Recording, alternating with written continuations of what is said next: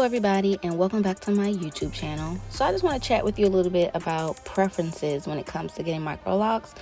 And when I mean preferences, I mean like if you decide to do twists or braids, or if you do the interlocking method, or whatever the case may be. Just want to give you a few notes on that. So I usually tell my potential clients in the consultation that whatever method you want to use is doable, mostly for the most part, as long as we take size into context, because size is going to help save anything that may be, just not good for your hair. So if someone with really fine hair wants to do twists, then I'll say, okay, we will make sure that the size of the twists are healthy for your hair texture. Same thing with braids and with interlocking as well. Now, I've also told my potential clients that I don't do teeny tiny locks. I don't do those because ultimately for me, it's just more of a risk, especially in the softer areas of anyone's head, to get the really tiny ones. So I usually size my micros.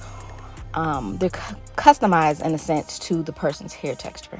This client has fine hair, so it's colored. It's probably it's a little straight, especially more so because she blew it out a little bit and all the things, but it's really fine. And we went with braids. So it's going to be fun to show you how her hair transforms from being, kind of braided and like real sleek and slim to how it's going to swell a bit and then fill out.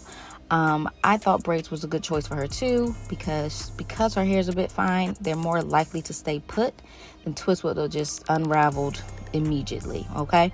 So that's something to take into account when you're choosing a method and you're thinking about how you want your hair to look and how you want the maintenance to go. Think about what your hair really does. I've had plenty of clients that I have consultations with that show me pictures of certain things and they're like, I want my hair to be like this. And I'm like, well, is your hair like this? Like, do you have this texture? You have to look at those things and be realistic, because I get it. You see something real pretty, you're like, ooh, child, I want to look like that. And it's like, I gotta be telling people sometimes, baby, that's not your hair texture. That's not gonna work out. It's not gonna go the way you think. So it's important to be realistic and do really good research. Find someone's hair who is really similar to yours. Twist a couple of pieces in your head and see what they do in a few days. Like, it's not gonna lock immediately. So experiment, because it is quite an investment of time and money, and you want to be sure.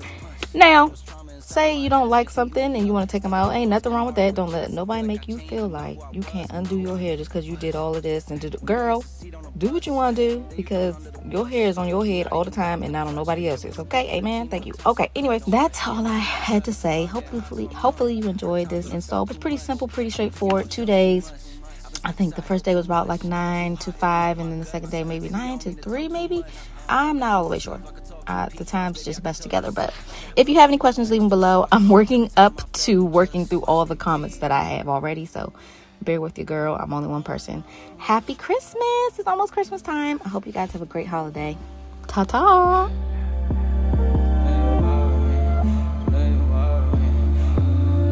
Hey. Yeah, late night driving through the rain. Baby, I was trying to get away. Thoughts I don't wanna entertain. Hey, drunk off, drowning out the pain. Wrong turn, trying to find a way. Up charges to the game.